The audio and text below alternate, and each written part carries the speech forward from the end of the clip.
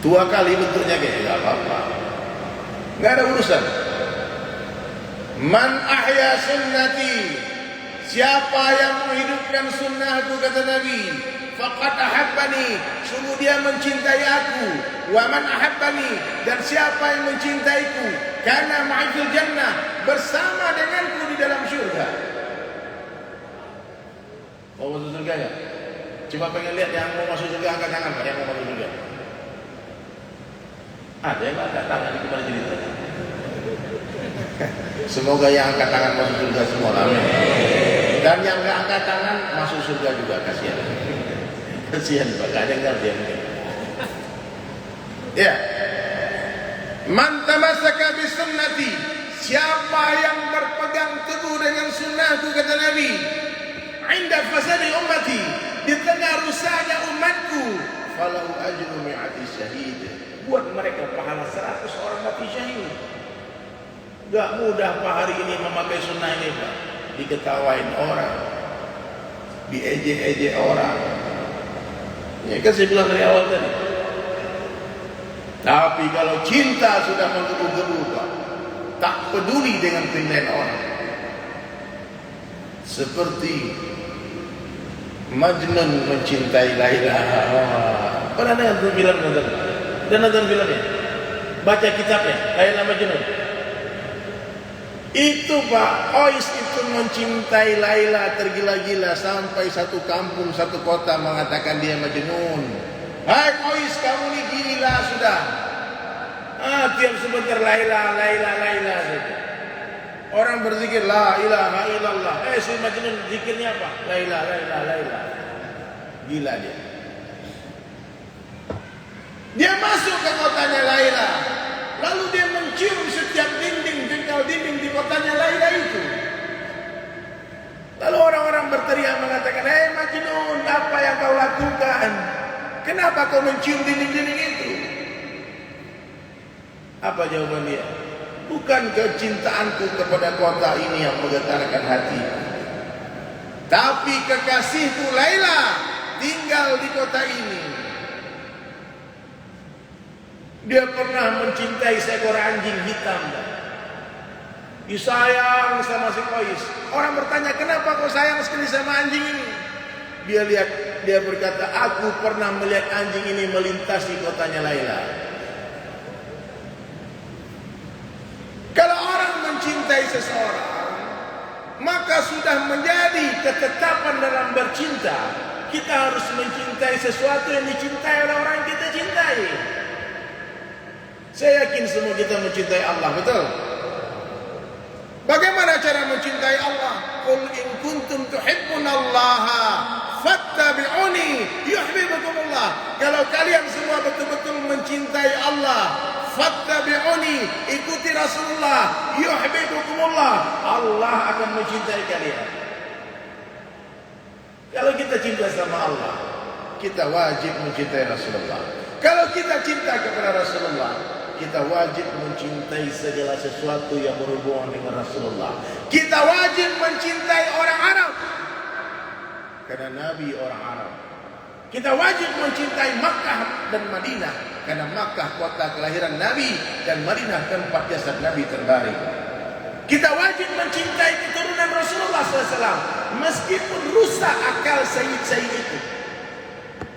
Ada mungkin antum ketemu habaib, tak waras dia, wajib antum muliakan dia. Kenapa?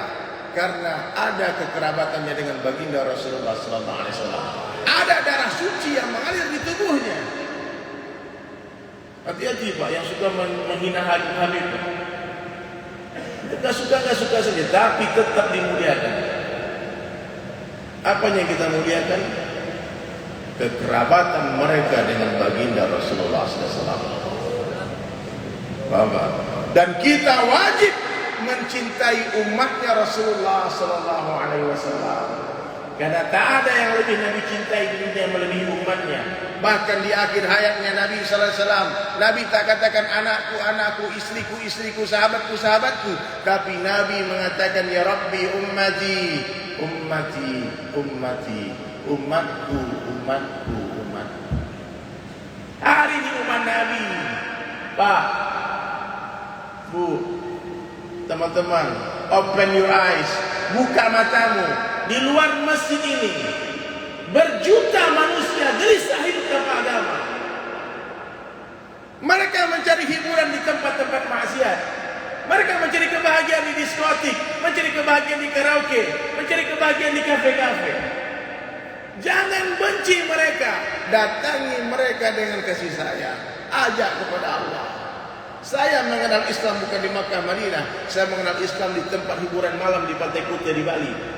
Ini teman-teman jamaah tabligh datang menjemput saya, tak diundang, tak pergi pun tak diantar. 22 tahun lalu Pak Wagub. Itu kejadiannya. Maka saya tak pernah membenci para pelaku maksiat, karena dulu pun saya pernah seperti itu. Kalau hari ini para pelaku maksiat bertaubat, nanti malam menangis satu tetes air mata orang yang bertaubat akan padamkan api neraka jahanam seluas samudra. Antum lagi soleh-soleh sekarang, ada jaminan mati dalam keadaan soleh? Maka jangan pernah sekalipun merasa sama dengan orang lain, apalagi merasa lebih baik dari orang lain. Maka saya Pak Wagub kalau setiap datang ke kota-kota, saya selalu datang biasanya ke LP, ke penjara-penjara. Karena di dalam penjara banyak orang-orang terzalimi, betul? Di penjara itu bukan penjahat semua. Justru saya lihat di luar penjara lebih banyak penjahatnya ketimbang di dalam. Iya betul Pak. Wali-wali Allah ada di sana, ulama-ulama banyak di sana. Saya datang ke sana, minta doa, melihat bagaimana Allah membahagiakan manusia di mana saja. Bagi orang beriman penjara itu seperti taman surga, Pak, nggak ada artinya. Bagi orang beriman api. Nabi Ibrahim dibakar dalam api. Apa katanya? Saat terindah dalam hidupku ketika aku dibakar. Jadi kalau ada iman aman. Kemudian kemana lagi? Saya datang ke kafe-kafe. Nanti habis ini insya Allah saya dengan Pak Wagub akan nongkrong di satu tempat kafe, kumpul anak-anak muda Pontianak nanti. Ya. Kebetulan sahabat saya buka kafe di sini Pak, orang Pontianak namanya Bang Along. Bang Along ini buka kafe di Jakarta, ramai. Kemudian dibuka di Pontianak, lebih ramai lagi katanya. Terus saya telepon dia, Bang, aku lagi di kotamu di Pontianak, boleh aku mampir? Datanglah saya. Nah, nanti insya Allah kita silaturahmi di sana. Ini bukan promosi kafe ya. Nanti antum malah ke sana terus tiap hari, bukan itu. Nah, nanti kita ke sana membawa cahaya. Cahaya yang redup di tengah kegelapan sangat berarti. Ya, cahaya yang redup di tengah kegelapan sangat berarti. Hai orang-orang soleh, wahai ustaz-ustaz, para ulama, jangan benci para pendosa. Rangkul, jangan dipukul. Sayangi mereka. Berapa banyak kita lihat dulu para wali Allah mendekati para pejudi dengan cara bergaul dengan mereka. Iya, pernah dengar cerita itu? Islam itu tersebar di Minangkabau. Itu berapa orang ulama besar ikut dulu Pak mengadu ayam. Jangan nonton tiru ya. Jangan nanti adu ayamnya disebutkan gitu. Untuk mendekati para pejudi. Kemudian hadirin mulia, setiap diadu ayam ustaznya menang terus, ayam syekh menang terus, sampai orang-orang bertanya, bagaimana cara supaya ayam saya menang juga? Kau harus sholat 5 waktu di masjid. Akhirnya dia ke masjid Pak, biar ayamnya menang. Ya, dia sholat di masjid, akhirnya Allah beri hidayah. Dia tinggalkan perjudian itu. Maka ada dalam Islam yang namanya hikmah. Hikmah ini lebih tinggi dari syariat. Nah, ini pengajian orang-orang tua kita Pak, tasawuf. Ini hati-hati Pak menyampaikan di majelis umum. Nanti orang pikir kita gila. Nabi Khidir alaihissalam itu gurunya Nabi Musa alaihissalam. Nabi Musa Nabi Ulul Azmi. Tapi Nabi Khidir katakan ke Nabi Musa, hai Musa, kau tak akan mampu ikut dengan aku, tak akan bersabar berjalan bersamaku. Aku sabar, ya ajalah. Oke, satu syarat. Apa syaratnya? Tak boleh bertanya. Apa yang dilakukan Nabi Khidir? Semua perkara yang menyelisih sunnah, yang melanggar syariat agama. Paham Pak? Jadi antum kalau melihat wali-wali Allah berbuat aneh-aneh, jangan cepat berkomentar. Diam-diam saja. Kecuali dia menyiarkan di depan umum, harus harus kita protes, karena tak semua ilmu harus disampaikan di tempat umum. Paham ya? Maka kenapa dulu sesi Jenar dibunuh sama Wali Songo? Karena sudah offside, menyampaikan rahasia-rahasia sir-sir yang dia dapatkan dari Allah disampaikan ke majelis umum, itu tidak boleh. Jadi kalau antum mendengar ustaz bilang aku ketemu ini, aku mau jumpa ini, aku mimpi. Kalau kata Buya Yahya kemarin, kalau ada orang mengaku-ngaku semacam itu, pastikan dia seorang pendusta. Karena tak semua rahasia disampaikan. Paham ya? Jadi kita datang membawa cahaya. Satu orang saja yang dapat hidayah asbab kita, insya Allah cukup untuk bekal kita berjumpa dengan Allah. Satu orang saja. Ya. Apakah hadirin sekalian dirahmati Allah Ta'ala? Hidup di dunia tak lama, dunia sementara saja, 60-70 tahun saja, kadang lebih, kadang kurang. Dunia bukanlah tempat tinggal kita, tapi dunia adalah tempat yang akan kita tinggalkan. Dunia adalah tempat meninggal. Sekarang kita di atas tanah, dalam lagi tanah di atas kita. Sekarang dunia nyata, akhirat cerita. Setelah mati, akhirat nyata, dunia tinggal cerita. Makanya sibukkan diri dalam perkara agama. Dengarkan wahai anak-anak muda, sibukkan diri kalian dalam perkara agama. Kalau tidak, kita pasti akan sibuk, tapi bukan dalam perkara agama. Gunakan hartamu untuk agama. Kalau tidak, hartamu pasti akan habis, tapi bukan untuk agama. Gunakan waktumu untuk agama. Kalau tidak, waktumu pasti berlalu, tapi bukan dalam urusan agama. Dan matilah dalam perkara agama. Kalau tidak, kalian semua pasti akan mati, tapi bukan dalam perkara agama. Pilih Pak. Jangan menunda-nunda taubat. Banyak orang bercita-cita besok pagi mau taubat. Besok mau taubat, aku nih katanya. Malamnya dia tidur, ternyata tak bangun lagi. Singkat sekali kisah hijrah. Ajal tak menunggu kita bertaubat. Kitalah yang harus bertaubat menunggu ajal itu datang. Jangan tunggu nanti-nanti. Nanti keburu mati. Jangan tunggu kapan-kapan, nanti keburu dikafani. Kain kafan tak berkantong. Apa yang kita bawa? Hanya iman dan amal saleh saja. Jadi hadirin sekalian dirahmati Allah Subhanahu wa taala. Maka saya ingatkan sebelum kita mati, kirimkan harta terbaik kita ke akhirat. Bangun istana di surga. Siapa yang membangun masjid di dunia, maka Allah akan bangunkan dia istana di surga. Amin. Maka saya Pak Wagub punya cita-cita membangun 1000 masjid sebelum mati. Ya, bagaimana caranya? Nanti ketemu apa namanya? Bang Jack nanti ada duit bangun masjid ya? Ya, nanti dia bangun masjid, saya dapat pahala bangun masjid. Enak kan? Dakwah itu begitu Pak. Dakwah itu kita dapat royaltinya 100%. Coba semua jamaah ucapkan subhanallah. Bapak Ibu semua dapat 1 pohon di surga. Dari Sulaiman dapat berapa? Kalau ada 2000 orang yang hadir sekarang, saya dapat 2000 pohon di surga. Coba sekali lagi. Bapak dapat berapa? Bapak Ibu dapat berapa? 2 pohon. Dari Sulaiman 4000. Masih mau tinggalkan dakwah?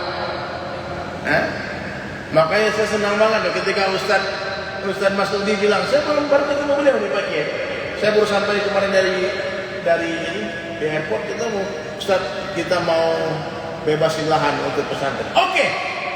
Kalau untuk Allah, aku nggak mau tahu di mana itu pesantren. Kita banyak bangun masjid Pak, di pedalaman, saya tak pernah ke sana. Tapi setiap orang bilang, bang ada tanah nih, ada kampung mualaf, mau bangun masjid, nggak ada duitnya. Saya mikir, oke, saya tinggal teleponnya orang-orang baik. Kan saya punya daftar banyak orang baik. Ji, antum mau punya istana di surga nggak? Iya Ustaz. Itu bangunkan masjid di kampung Ustaz. Berapa biayanya? Bikin aja 500 juta. Oke, sekarang transfer. Yes. Dia transfer langsung, bukan lewat saya. Pertanyaannya, saya dapat. Dia pahala sedekah 500 juta? Dapat. Nah, itu caranya Pak. Pernah di Bali Pak, orang mau melebarkan masjid. Lalu pengurus masjid datang. Ustaz, gimana cara ngumpulin donasi? Kami perlu uang nih, 2M lagi. Banyak 2M duit. Itu 2014. Bagaimana cara mengumpulkan duit 2 miliar? Saya bilang, saya bisa melukis. Saya pelukis kaligrafi Pak. Saya buatkan satu lukisan buat Pak Wagub. Mudah-mudahan dipajang nanti ya. Subhanallah. Saya bilang lukisan ini tidak ada harganya, 0 rupiah sampai tak terhingga. Kalau ketemu orang jatuh cinta yang suka dengan lukisan, berapapun dia bayar. Itu lukisan Pak. Seni. Lalu bagaimana caranya? Saya bilang, oke, kita undang orang-orang yang tak datang ke masjid. Biasanya banyak orang kaya datang ke masjid. Gimana cara mengundangnya? Kita bikin konser di Hotel Bintang 5. Yang konser siapa? Kalau kita undang anak-anak band yang masih muda-muda, mereka tak punya duit, betul nggak? Ini anak-anak muda kalau kita undang, ramai ribuan datang, tapi duit tak ada. Kita undang bapak-bapak yang punya duit. Siapa yang kita undang? Oh, saya bilang undang Ebit GAD. Biasanya kalau bapak-bapak itu hafal lagu mereka. Akhirnya konser lah kami berdua, Ebit GAD dengan Dery Sulaiman, 2014, 8 tahun yang lalu, di salah satu hotel berbintang di Bali. Diundang semua pengusaha muslim yang sudah ke masjid, yang belum ke masjid. Dia datang karena mau nonton konser. Lalu di acara konser saya bilang sama Om Ebit GAD, Om nyanyi satu lagu, saya melukis satu lukisan live di atas panggung.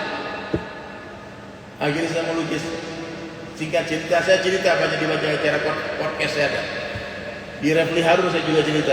Ternyata lukisan saya itu Pak terjual 500 juta. Takbir. Berarti satu lukisan pernah jadi satu masjid.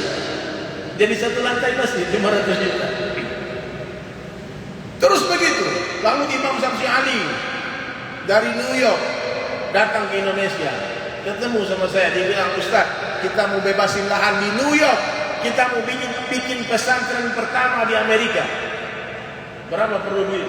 Duit awal perlu 50 miliar. Banyak nggak duitnya Pak?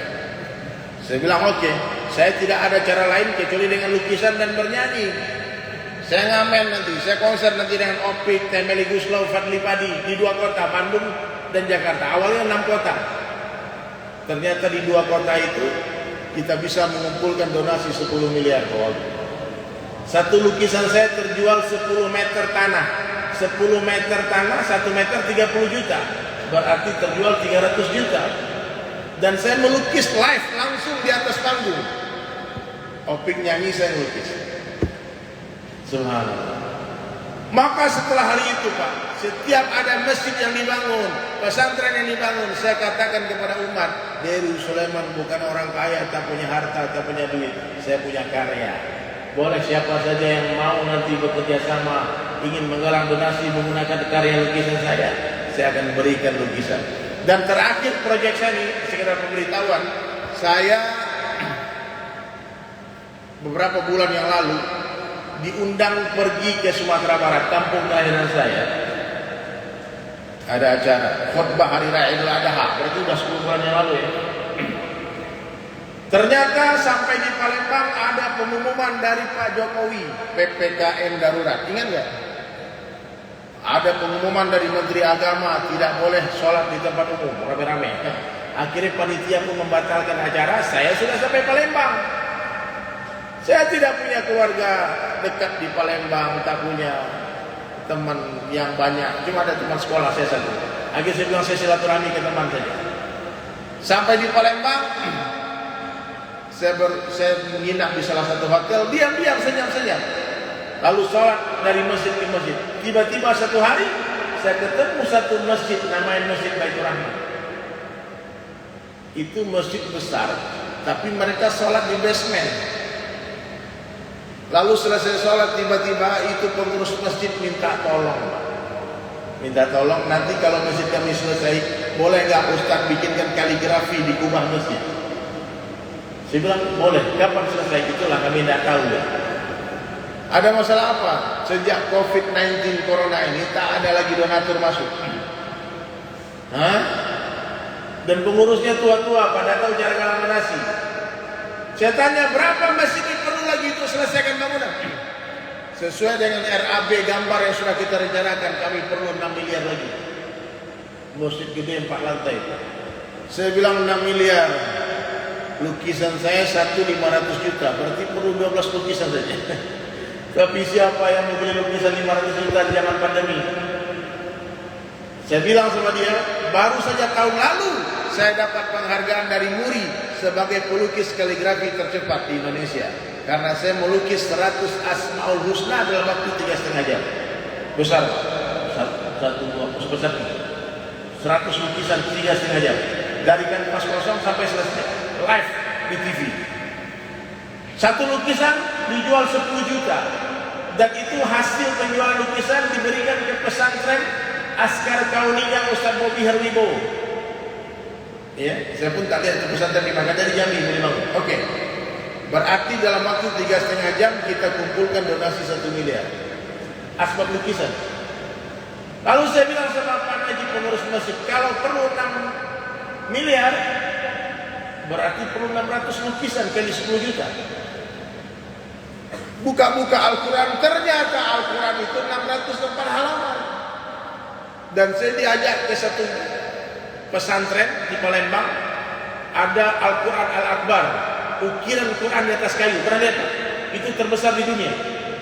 Itu Pak Kiai Sofar itu mengukir Al-Quran di atas kayu dalam waktu 8 tahun belum selesai. Saya bilang kalau ini Pak Kiai bisa mengukir Al-Quran di atas kayu, kenapa saya tidak bisa melukis Al-Quran di atas kanvas? Lalu saya